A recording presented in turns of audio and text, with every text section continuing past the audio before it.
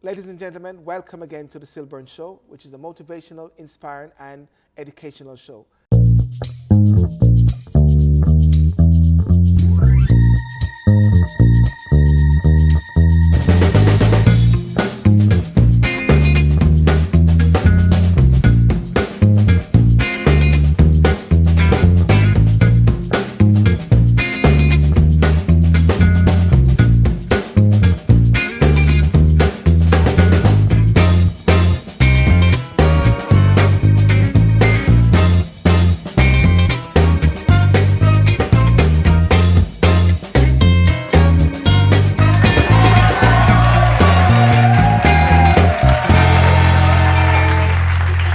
Today, we have Dominique, Variety D. Davis, comedian, script, and aspiring actress, but I'm going to do something different.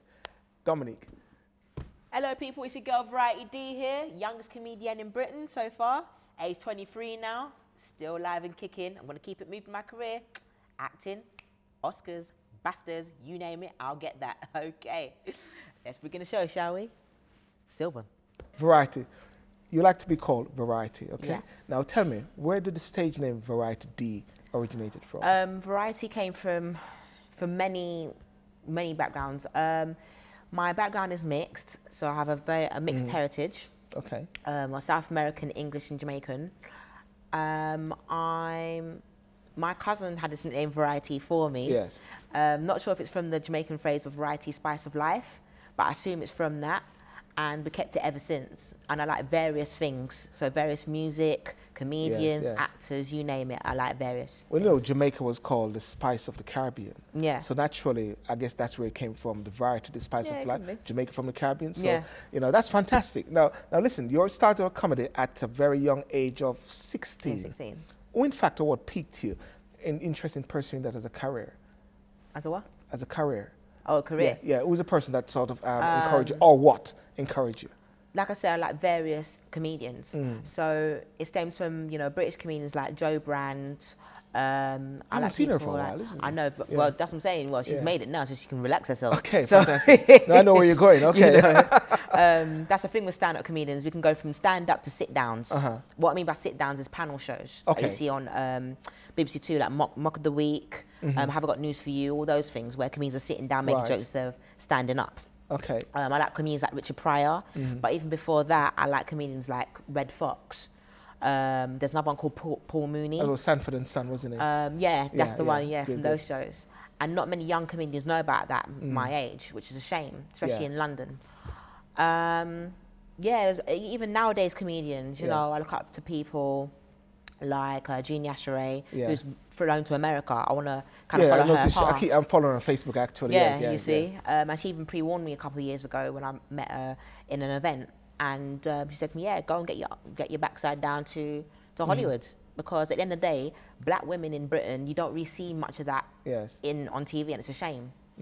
You know? So what about Kevin Carter? Kevin Hart. Kevin Hart, yeah, Kevin Who's Hart. Kevin yeah. Carter? Yeah, That's Kevin like Hart. Yeah, Kevin Hart. Yeah. That's like a combination of some new perfume. Well, who's Carter now? Who's Kevin, Carter? Kevin Carter. And, you know. Kevin Hart. When you come on the show, actually, it's a mistake. Okay. You know what? Kevin I've seen Hart. Kevin yes. Hart before. He's a Yes. very, very interesting man. Yes. I saw him a little bit at the Intergo a few years ago, and when you see him in real life, he's like about this short and very stocky. Yes. And he's very energetic.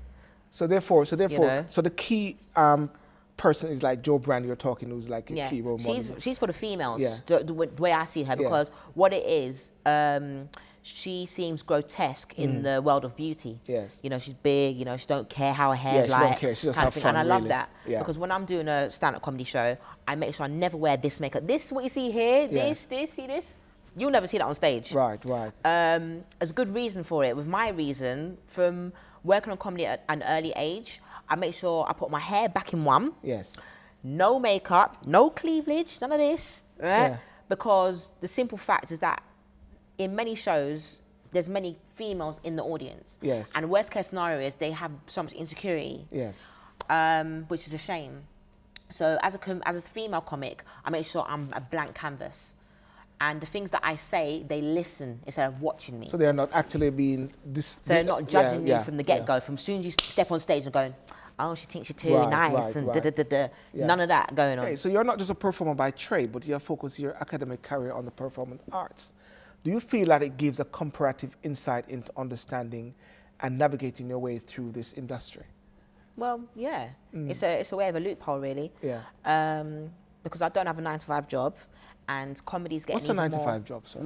meaning like Tesco's. Come on now, man. See me working in Iceland or something, going bleep. You know, all of that. No.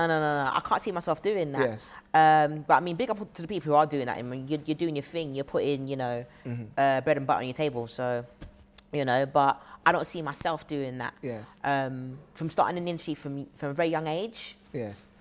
It's like being stuck somewhere. If I start having a normal job now, that's it. It's game over. But going through education, like I recently did a master's degree in acting. So that way, that's my loophole of knowing more about the industry and more about the business. Yeah.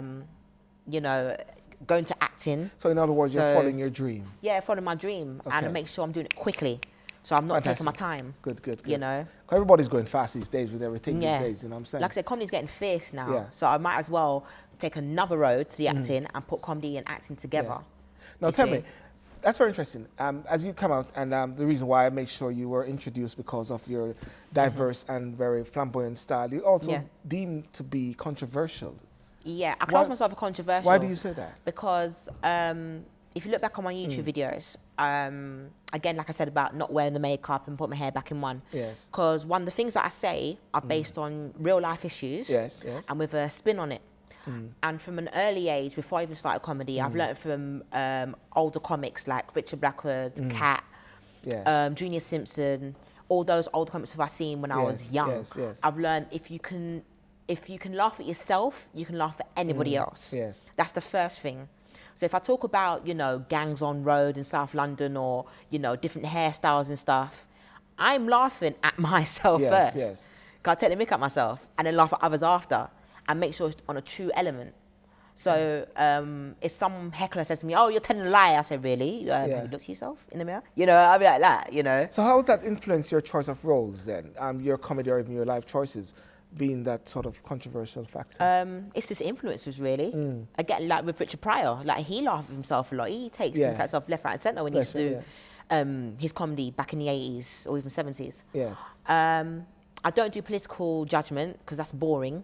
So you don't go into the political... No, that's just boring. I mean, that's like talking down to your audience and saying that you know everything. Right.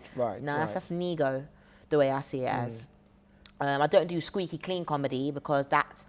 To me, that's another way of talking down. That's being very patronising. I want to hear something, though. I want to hear something. Give me one of those. You want to hear something? Yeah, give me some one of those controversial things. Don't. I mean, controversial but clean, please. You know what I'm saying? You might have something. Oh, you see, yeah. You want it clean, but you want controversial. Yeah. Do something. You know what I mean? Well, simple things, really. I'm the audience now. There's thousands of me right here, looking at you. I could talk about things about. Do you know the whole concept of Tonism? Yes. So basically, it's been going on for generations, you know, the light skin versus dark skin kind of factor. It's been going on for so many years, I'm getting tired of it. When I was young, this is when I take the piss out of myself. Excuse my language. See, controversial. Take the piss out of myself, and I say, look, when I was younger, I used to be jealous of dark skinned people. Yes. Because when I was younger, when I used to get beaten by my mum and get in trouble, me and my cousin used to be very naughty girls. Yes. And we used to get, you know, beatings, Caribbean background. She never had one mark at all on her arm. Little cries like, no, mummy, kind of thing, and then go back her business. Me now, marks on my skin or my face. I can't go to school and roll up and say, you know what, I didn't get no beating, you know, and deny it. My cousin could, but I couldn't. Yes. When I used to deny that, my friends would be like, you little liar, look, mother made tattoo. You know? And then as the years went on, teenager, get acne on my face. My cousin, she could proper spot, nothing there. Yeah. Me, proper spot, big red marks. Yeah. You know, a couple of bullies at school used to be like, look, you could be dot to dot in your face. Look, I could put my name on there. Look, I could put shapes and moons and stars. Yeah. You know, all of it just goes on. And now we're having things like bleaching creams. Yes. Bleaching creams, $9.99 a bucket at Peckham. What the hell going on? Yeah. You know, big thing, big business. Big thing. You know, there's one called My Fair Lady. I'm thinking, My Fair Lady what? That's not even a fair price. Yeah. Bleach is for your sink. That's the darkest thing in the world. In your sinkhole to clean your sink, not for your skin. No, that's very interesting because I'm now thinking of Nipota. That's a lady who got My Fair Lady. Yeah. Yeah. And Oscars recently. I'm just tapping into that now. See, even things like that, we're having little stories of the past. Things like that. Yeah. With my comedy saying that about Tonism, you can put a spin on it with ladies that put on bleach and cream to girls in Essex, burning themselves to make them look like us. Right. It's getting ridiculous. Right. At the end of the day, just be yourself. Variety. That's very interesting. During the Oscars recently, Neil Patrick Harris touched on the lack of diversity, visible minorities in the academy. What is your view, and listen to this, Karen, on the lack of diversity in the entertainment industry and how has it impact on you as a woman of color? Good question. I mean, I like Neil Patrick. He's a good guy because he represents not just diversity on ethnics, he represents that diversity on the gay community. Yeah. Because he recently was married to his husband, and he's got a lot of black friends. So yeah, he has no choice. But yeah, I'm glad you said that because as a woman of color, again, like I said, in the comedy industry, there is not much black women there. Yeah. It's a shame. Is that why Gina Sherrod sort of left? Yeah, that's why she went to America, and that's why I want to follow her same steps. But I don't want to stay in America. I want to come back and tell the tale, how it's like, and let other black women go there as well. If they're doing acting, circus, whatever they want to do, just go there, discover it. But it's a shame, for 50 years, it's still happening. I mean, Sidney Poitier was one of the first guys, black guys, to even get a look in, be discovered. Yeah. And he had to play some certain roles as well. And he got Denzel Washington. It was like, 30 years after? Yeah. And he even pointed at Sidney Poitier and said, you know what? And you get the honorary award, and I'm just getting my first award, and we're both here in the same building, kind of thing. Yeah. Then you got Halle Berry, first black women, and even if she's mixed race, she's still representing the black people, which is so good. What did she get it for? What did she got hers for? She got it for Monsters Ball. Okay. Back in 2000 because there's been some pictures going around with different black persons. One is slave, maid. Yeah, hers was I think was an abusive victim. I think it's all the same roles. All about the negativity. There's no positive role. And how do you see as a way forward in regards to that then? I mean, of course you're not a lone wolf crying in the desert, but I mean, it's a double-edged sword when you think about it. If a black person nowadays does too well, they're a sellout. If they don't do well enough, you're not doing good enough. It's like, come on. Yes. So first things foremost, we've got to build a foundation for our own people and, be supported with our own. Because if we aren't supporting ourselves, we're not going nowhere. Right. You know what I'm saying? You can't wait for that one black person, or one black woman or black man to do something for you. Yes. You do it yourself as well. And that's the thing. I think there's a lot of laziness in this generation as well. Technology is going forward, but we're not going forward ourselves. And is that the reason why everybody sort of jumped on Nipota longer? And the bandwagon? It was a bandwagon, is something? Yeah. What has she done since? Who? Nipota longer. Yeah. Hey, I don't know. Anyway, let's move on from that now. Thank you. Exactly. That's very interesting. Now, tell me now. One of the things I always try to capture from different persons is why they do what they do.